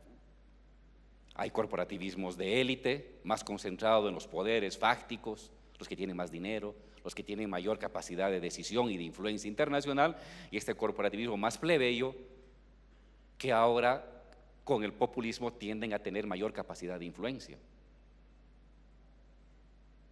Entonces, muchos de los conceptos que se le atribuye o de las cualidades que se le atribuye al populismo para descalificarlo, en verdad, cuando uno comienza a rascar ya más en detalle, se diluye. En verdad son más prejuicios e ignorancias cuando uno los utiliza de esa manera para intentar interpretar el populismo. Ahora, Íñigo nos ha colocado un elemento decisorio para entender el populismo. Es un tipo de hecho político, de proyecto político, que surge en momentos de una crisis, en un momento de ruptura de las lealtades, de las fidelidades y de las complacencias morales entre gobernantes y gobernados. No hay populismos en momentos de estabilización. Hay populismo en el sentido que lo usa Íñigo y lo usa Laclau en momentos en que hay una crisis. Cuando el régimen de dominación, de tolerancias morales, lógicas, procedimentales e instrumentales de las personas se diluyen, se quiebran, se ponen en duda. Esos son los momentos en que surge el hecho populista, o puede surgir el hecho populista. Íñigo nos dice, primer elemento, hay que tomar en cuenta que el hecho populista tiene un momento. Tiene un momento. Y eso es importante para distanciarse también un poco de la lectura más lingüística de la construcción de los populismos. Hay una tendencia a decir, se puede construir un momento populista y un movimiento populista mediante la articulación de un conjunto de eslabonamientos lógicos y discursivos. Lo que pasa es que un discurso no tiene efecto en sí mismo. Un discurso produce efectos en ciertos momentos y en otros momentos no produce efectos. Ciertas palabras se vuelven performativas, constructoras de realidad, de colectivo, en ciertos momentos, en otros momentos no tienen efecto. O sea, hay un momento especial para la construcción discursiva populista. Son los momentos de crisis y de dilución, de crisis o de interrogante de las relaciones de tolerancias morales entre gobernantes y gobernados, o, si ustedes quieren, en momentos de una pérdida de credibilidad de las élites dominantes, de las instituciones y de los discursos orientadores de las clases dominantes. Pero ojo, eso puede tener, y ha hecho una muy bonita reflexión Íñigo sobre una construcción discursiva en este momento especial del pueblo, la construcción de la identidad pueblo como herencia, como dada, o la construcción del pueblo como movimiento y construcción. Dicho de una manera más simple, puede haber populismos construidos desde arriba, son los populismos de derecha, o los populismos construidos desde abajo, son los populismos de izquierda. Los populismos de derecha se construyen verticalmente, de arriba del Estado hacia la sociedad. Los llamados populismos de izquierdas tendrían que construirse por lo general de abajo a arriba o una interacción de abajo a arriba y de arriba a abajo. Cuanto más irrupción populista viene de abajo, más plebeyo, más radical, y ya estás hablando de un hecho revolucionario, más que de un hecho populista. Cuanto más atenuado, pero disruptivo, sin embargo atenuado, diluido o centrado en segmentos medios, el hecho populista es más de izquierda moderada o centro. Y cuanto más el hecho discursivo y movilizador viene de arriba a abajo, de las propias élites que arriesgan a movilizar a la sociedad o a convocar a la sociedad, pero verticalmente tienes un tipo de populismo de derechas. Sin embargo, ambos actúan en un momento de disposición colectiva, de revocatoria de fidelidades y de quiebre de tolerancias. Ambos actúan en ese escenario. La presencia del presidente Trump es la respuesta conservadora a un hecho social que se manifestó con la irrupción de Sanders, de este lado, digámoslo, más progresista, y que fue tabeado por Clinton y toda la poder mediático, informacional, empresarial y militar. Y eso dio lugar a que tenga que discurrir esta construcción populista ya de este lado más conservador, elitista y de arriba hacia abajo. Sin embargo, el momento de disposición estaba ahí.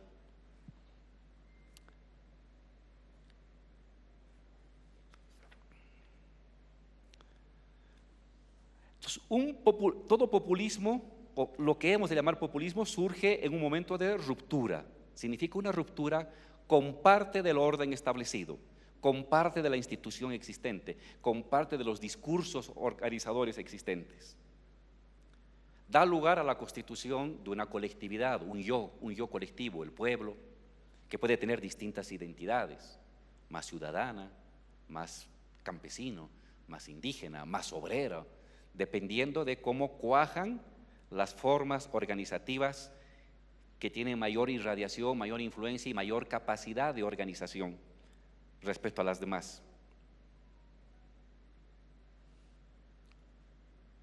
Ciertamente, y esa es la mirada que otorga Laclau, Íñigo y los compañeros que trabajan en el libro, lo que llamamos populismo es una forma de ampliación de la democracia. Es una forma de irrupción de lo popular, más o menos moderado, más o menos radical, en las instituciones del Estado, en los derechos, en la participación. Entonces, esta idea de Íñigo, ver lo populista como una forma de democratización social, como una forma de ampliación de la participación y de reconocimiento de derechos, te coloca en otra mirada.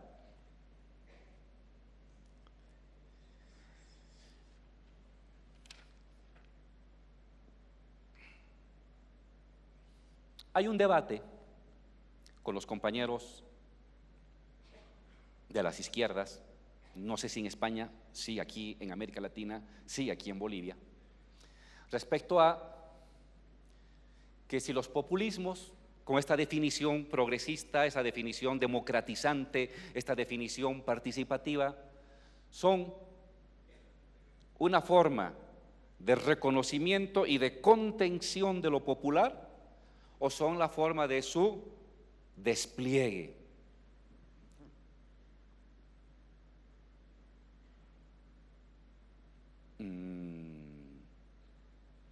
Y desde otro punto de vista, que esta irrupción de lo popular en el Estado, en el fondo sería una forma de traicionar la irrupción de lo popular, porque al momento de estatalizarse, pierde su fuerza disruptiva, pierde su fuerza innovadora que se visibilizaba inicialmente. Es un debate interesante, pero la pregunta que tienen que hacerse los compañeros es: ¿por qué la fuerza disruptiva? ¿Por qué la fuerza disruptiva de lo popular ha tenido que ser o engañada o neutralizada por una élite? ¿Qué siempre tuvo esa élite o ese grupo o esos dirigentes o esos líderes para engañar, como siempre, supuestamente, a esta acción y a este despertar de la gente? Es una mirada, como siempre, devaluadora de lo popular, que piensa que la gente, el pueblo, se lo puede engañar y que siempre vive engañado. Solamente ellos que se dieron cuenta no están engañados, pero el resto del pueblo lo vio engañar. Frente a eso hay que reivindicar cuál fue la potencia disruptiva de lo popular. Y al fin y al cabo, lo que siempre nos mencionaba Gramsci, ¿no? Una clase dirigente solo se constituye en tanto si es Estado. Es una frase, yo estoy parafraseando, el texto es más comprimido. Que la manera de constituirse en clase dominante o clase dirigente es en el Estado.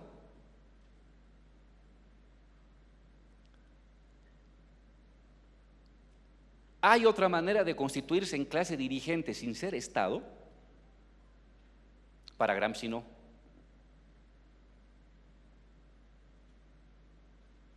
¿Por qué necesariamente la constitución de lo plebeyo como dirigente tiene que pasar por el Estado? No ahogarse en el Estado, pero pasar inevitablemente por el Estado, porque es la única manera en que se constituyen las clases como dirigentes.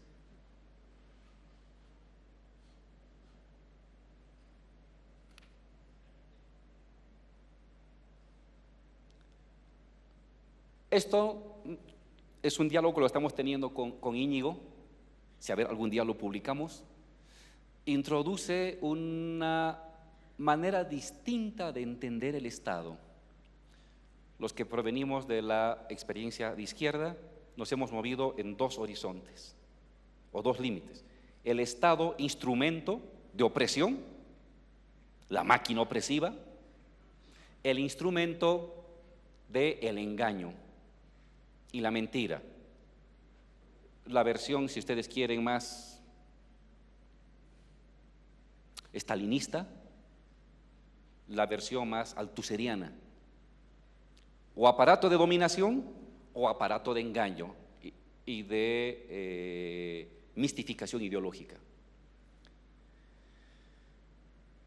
Y este debate de los populismos, de la constitución, de esta lectura gramsciana de la constitución de las clases como dirigentes en tanto Estado, y solamente son Estados si son dirigentes, y viceversa, han de ser dirigentes si son Estado, te introduce a una mirada distinta del Estado.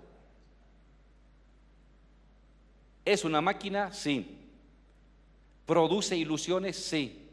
Pero también es una relación de inclusión de la sociedad y de las clases en la conducción de la sociedad. Entonces salimos de este límite: máquina opresora, máquina engañadora, las incorporamos, pero las totalizamos en una mirada de relación, una relación que nos engloba a todos, y una relación que no es el límite y la culminación de la política. La política desborda al Estado, pero es su condensación eficiente, históricamente. Y entonces el Estado se presenta como una relación entre las personas. De esa relación entre las personas sale un momento maquinal. De esa relación entre las personas sale un momento ilusorio. De esa relación entre las personas sale un momento de verdad, de creencia, de integración, de representación. También. Si no, no hay dirección. Entonces abandonamos la lectura de o vivimos o en sublevaciones o en engaños. Y la historia se presenta mucho más compleja, mucho más diversa, como construcción de verdades, de identidades, de certidumbres, también de engaños, también de dominaciones, también de exclusiones, pero también de incorporaciones y de reconocimientos. Y en esa dinámica totalizadora se constituye esto que llamamos Estado. El Estado sería este resumen de todos estos movimientos concéntricos y centralizantes y monopolizantes de toda esta diversidad de creencias, verdades, sentidos comunes, ilusiones, certidumbres, representaciones, inclusiones, etc. Íñigo nos ha convocado a reflexionar de una manera más fuerte sobre el concepto de hegemonía. Si reflexionas de una manera distinta del Estado o más amplia, estás obligado a reflexionar la hegemonía también de una manera mucho más amplia, porque están muy relacionados, hegemonía con Estado. Y entonces nos decía, hay que ver también la hegemonía como un lugar de construcción de verdades,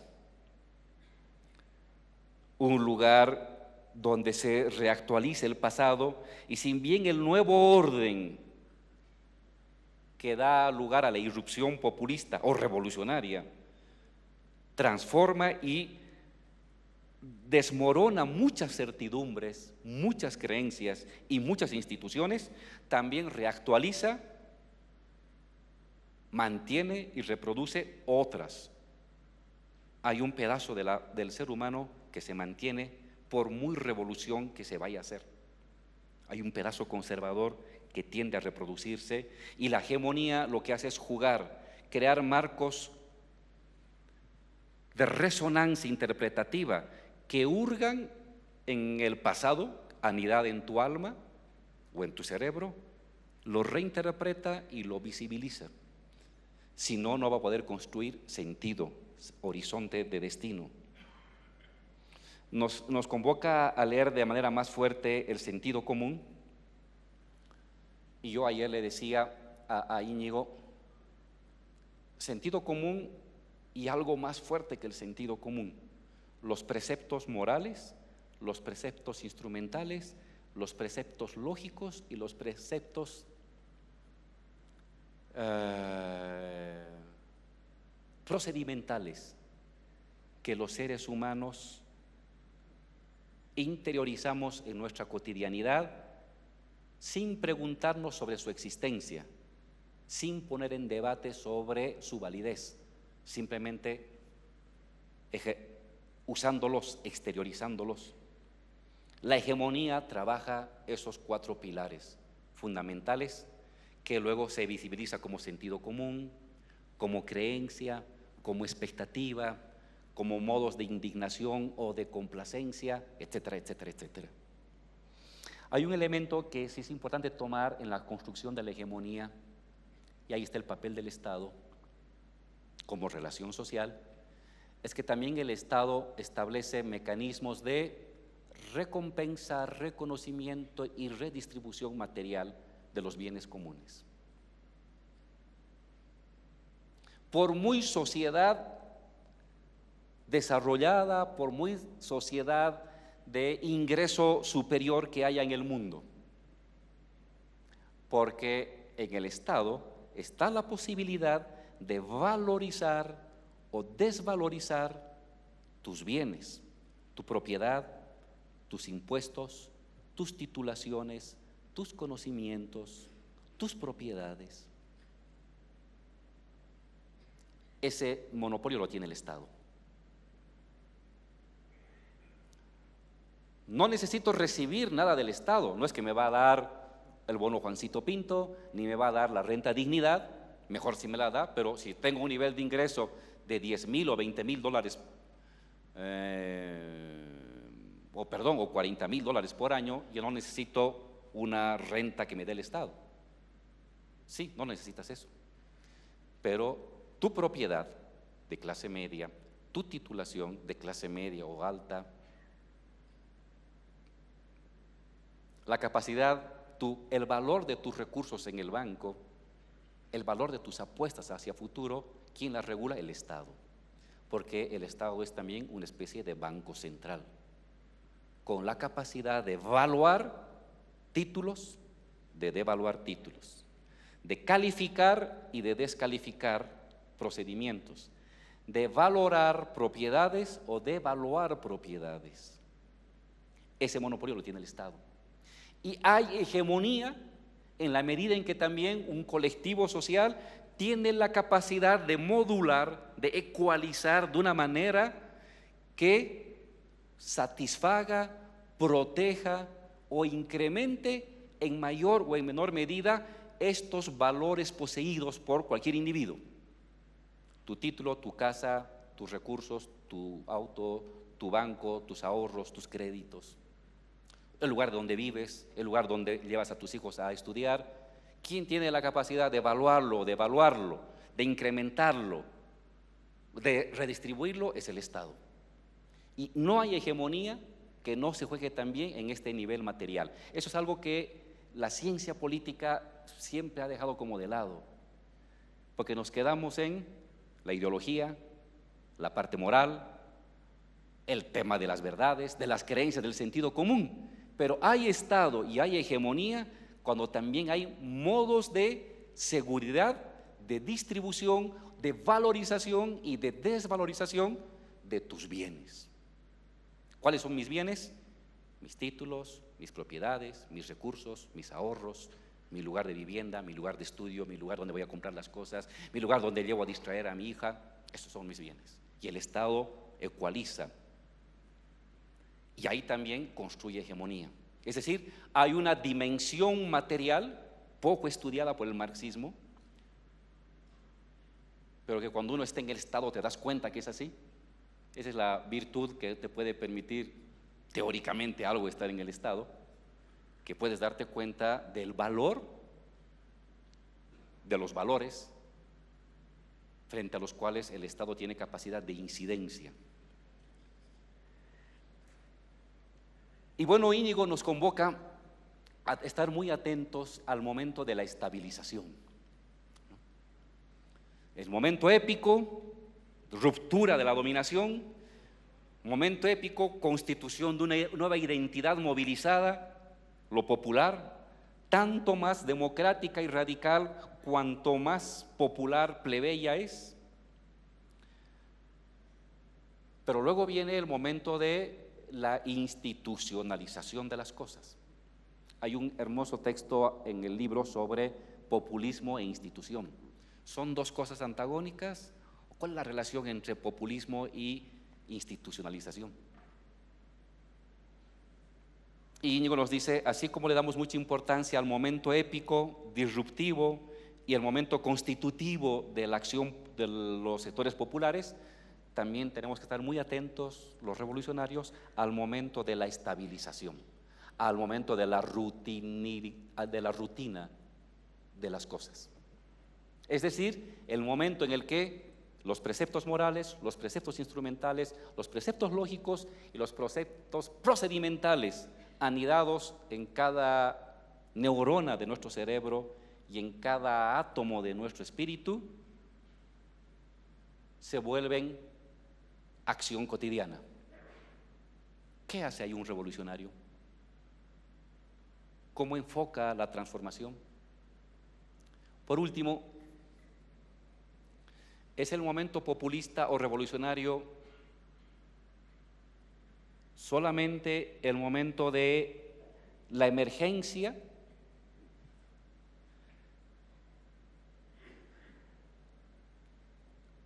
Cuando se da el repliegue de lo popular o la pérdida electoral, ¿qué ha de quedar de este momento? ¿El recuerdo de una victoria? ¿Unas instituciones? ¿Unos derechos? ¿Una constitución? ¿Un conjunto de conquistas asumidas como naturales, como obvias de la gente? Es decir, también tenemos que pensar en este momento ya de la estabilización y de la continuidad de los efectos de la irrupción que tiene un momento fechable, un momento visible de la acción colectiva. Íñigo nos provoca a pensar la paradoja de las nuevas clases medias, que lo hemos debatido recientemente aquí en Bolivia, el triunfo de la revolución y su fin cuando se normaliza, sí, no. En fin, yo creo que la reflexión que nos ha hecho Íñigo es bellísima, se lo hace a partir de una persona intelectualmente muy bien formada, pero también políticamente muy involucrada, y una persona que está viviendo estos procesos, estos fenómenos desde la oposición, desde el no gobierno, pero a la vez que en momentos de estudio ha estado aquí en Bolivia conociendo en los momentos del gobierno, y quizás esa doble mirada desde un lado y desde este otro le permite estas dimensiones de lucidez tan importantes que enriquece el debate contemporáneo. Muchas gracias por tenerte aquí, Íñigo, y gracias por tus palabras y gracias por toda tu exposición.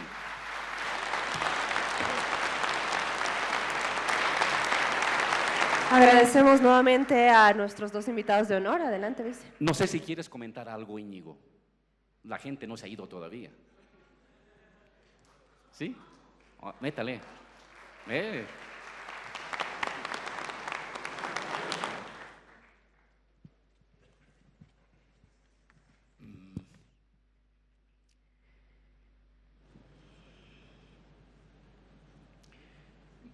Me parece, no, estaba pensando, qué complicado. No, me parece que quedan dos cosas, como cosas a seguir trabajando, intelectual y políticamente, para, digamos, esta mirada que compartimos, neogramsciana, si queremos. Una es esta relación entre el calor y la estabilización. Tú lo dejabas abierto. El éxito de la revolución no es en el momento que se asalta el Palacio de Invierno, sino cuando al día siguiente se recoge la basura y se demuestra que hay orden y que se puede garantizar el orden también de aquellos que no han creído en la rebelión, pero que se les garantiza las certezas, las certidumbres, la seguridad. Pero es verdad que ese momento no produce, esa estabilización no produce la acumulación de energía en las turbinas, el calor, la épica, la energía social necesaria como para los saltos adelante. Lo hemos hablado ya, creo que necesitamos pensar en una teoría política revolucionaria para los tiempos de calor y para los tiempos fríos. No quisiera haber sonado excesivamente, digamos, complaciente con los tiempos fríos, sino más bien partir de una cierta conciencia trágica de que siempre vienen. Y que en lugar de lamentarnos o basar todas nuestras hipótesis políticas en que los pueblos pueden ser héroes permanentemente, basemos nuestras hipótesis políticas en que a veces son héroes y a veces regresan a casa. Tengamos una propuesta para cuando están dispuestos a hacer heroicidades, pero también para cuando vienen momentos más fríos de estabilización. No es hacer apología de los momentos fríos, de volverse a casa, del repliegue, es asumir que siempre llegan y que una teoría revolucionaria que no se haga cargo de que siempre llegan, que las mareas suben y bajan, que solo tenga una propuesta para cuando suben es muy fácil ser revolucionario. Lo difícil es serlo para cuando hay estabilización, para cuando hay normalización, para cuando hay una vuelta a digamos, a una cotidianidad menos directamente política, ¿no? Completamente de acuerdo en el apunte sobre la capacidad del Estado, incluso en las sociedades más ricas, para valorizar y desvalorizar. Y digamos que la hegemonía no es solo un conjunto, digamos, de seducciones culturales, sino también sometidas a disputa por la interpretación de lo que sea, pero también de procedimientos y regulaciones que tienen la capacidad de distribuir bienes y, por tanto, es una cosa que también hemos hablado, de establecer una economía de la rentabilidad o no, de la obediencia o de la desobediencia. Y creo que nosotros deberíamos tener siempre en la cabeza ese cálculo, por el cual las sociedades se lanzan a aventuras más o menos audaces, más o menos profundas, siempre haciendo una evaluación previa. ¿Cuánto de caro sale seguir obedeciendo las cosas tal y como están? ¿Y cuántas expectativas reales, concretas tengo en la posibilidad de un mañana diferente? A menudo le hemos puesto más carga en la explicación de lo primero. Basta con enunciar todas las maldades, desastres o chapuzas del orden dominante para que la gente lo cuestione. le hemos puesto menos atención al segundo elemento. La gente no se moviliza cuando peor está, sino cuando tiene esperanzas creíbles al alcance. Y cuando la movilización parece que resulta. Y por tanto, es curioso cómo en las izquierdas en general tenemos muchas canciones, documentales y novelas sobre las derrotas y producimos tan poco sobre las victorias. Cuando en realidad lo que más motiva la movilización es la conciencia de que alguien ha ganado en tu lugar o que la victoria de uno de al lado te puede facilitar la tuya. Como soy hijo de padres militantes setentistas, todas las canciones que me cantaban, películas que me ponían o novelas que me daban eran muy hermosas, pero te dejaban un poco deprimido. Tenemos también la tarea cultural de producir materiales que cuenten y que narren las victorias. Que narren cómo a veces la gente sencilla, la gente humilde, se junta y gana y avanza. Para fundar, digamos, utopías al alcance. No para el día de pasado mañana, cuando todo cambie, todo habrá cambiado. Bueno, eso ya lo sabemos, pero eso es la religión. Sino, digamos, utopías al alcance, cercanas, fácilmente imaginables. Tenemos que ponerle más énfasis cultural en contarnos también las victorias y en contarnos más bien los avances, aunque seguramente hay alguna explicación psicoanalítica por la cual, digamos, a las izquierdas les gusta más fustigarse con los límites, con las dificultades o con los tropiezos. Bueno, pues tenemos que obligarnos a una cierta militancia del optimismo, contándonos también los avances por costosos que sean. Y una cosa que yo creo que ha estado permanentemente sobrevolando la discusión, que es una necesidad de una teoría política anfibia, me atrevería a decir, que se esfuerce al mismo tiempo por el rigor intelectual y el compromiso político. Que se esfuerce además, y eso no está bien tratado en ningún sitio. No es rentable en la política dedicarle tiempo al trabajo intelectual, no está demasiado bien visto en la academia tener compromiso político. Nadie lo va a recompensar. Y sin embargo, las mejores ideas y las mejores obras de pensamiento político a lo mejor no pasarían los requisitos académicos para publicar en una revista académica. Y son las mejores. Hay que esforzarse por pensar en el umbral, en ese umbral en el que uno dice, no, yo quiero disputar las dos cosas a la vez. Contra la especialización, si uno solo hace política puede acabar atrapado en la coyuntura, en la semana, en el tacticismo inmediato. No es capaz de pensar más allá de... A mí me pasa muchas veces que me asfixias. No es capaz de pensar más allá de 24 horas, 48 horas. Y por tanto nunca es capaz de imaginar que las cosas pueden ser radicalmente diferentes de como son hoy. Nunca puede mirar largo para atreverse a las transformaciones que exigen más audacia. Si por el contrario uno se dedica solo, digamos, a una reflexión teórica exclusivamente abstracta o exclusivamente especulativa, creo que tiene el riesgo siempre de poderse permitir elaboraciones más bellas que nunca van a tener que confrontar con la realidad. Creo que eso es un llamamiento, digamos, a las intelectuales y a los intelectuales al compromiso político y a los militantes y a las militantes al esfuerzo y al trabajo intelectual. A mí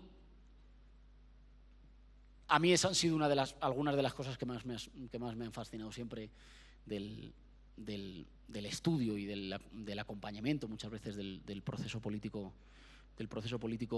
boliviano, que quiero decir y que quiero aprovechar para decir como cierre que como solo nos comunicamos cuando son momentos difíciles, como a menudo solo hablamos cuando son momentos duros o de resistencia, los pueblos tienen muchas veces la impresión de que hacen caminos solos, de que el mundo es un lugar hostil, rodeado de gente que no entiende, que hostiga, que no acompaña, y que los pueblos hacen un camino siempre difícil y muy solos. Y con todas las diferencias que tiene la acción política en Bolivia y la acción política en mi país, en España, con todas las salvedades, que son muchas más que las similitudes, yo quiero decir que sin el calor, sin el aprendizaje humano, sin el aprendizaje militante y sin el aprendizaje intelectual, nosotros no seríamos. Y quiero darles a todos ustedes y quiero darte las gracias por todo lo que nos han enseñado y por todo lo que nos han permitido para combatir y para llegar hasta aquí.